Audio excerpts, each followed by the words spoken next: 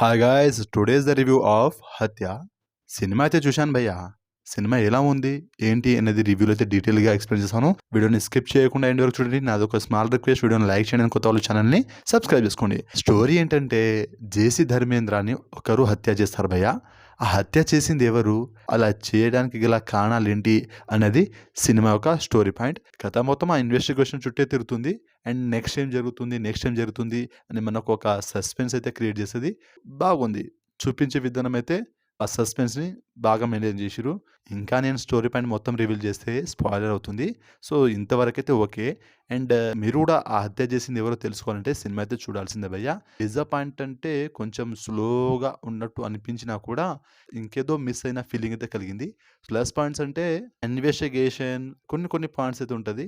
Twist కావని, screen play, so ఇదంతా బాగానే ఉంటుంది. మెయిన్గా చెప్పాలంటే యాక్టర్స్ వాళ్ళ పర్ఫార్మెన్స్ బాగుంది.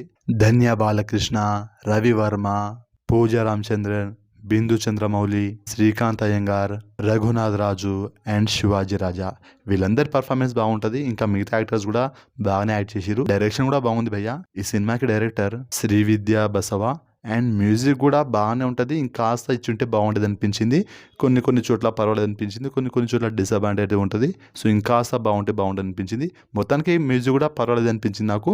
ఈ సినిమాకి మ్యూజిక్ డైరెక్టర్ నరేష్ కుమార్ అని. ఈ హత్య సినిమాని ప్రొడ్యూస్ చేసింది ఎస్ ప్రశాంత్ రెడ్డి. ఈ సినిమా హిట్ అయ్యి ఆయనకి మంచి కలెక్షన్ అయితే రావాలని మనస్ఫూర్తిగా కోరుకుంటున్నాను. All the best enter movie team.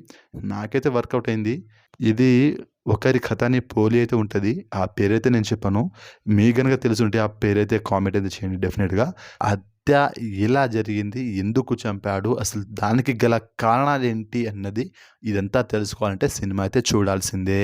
So investigation story బాగానే అనిపించింది నాకు. నేను ఇలాంటి ఎక్స్పెక్టేషన్ లేకుండా ఆ సినిమా అయితే చూశాను. ఓకే, నాకైతే 1 టైం వాచబుల్ అనిపించింది. ఈ సినిమాకి నా rating 2.75 stars out of 5 stars. ఇది జస్ట్ నా ఒపీనియన్ మాత్రమే.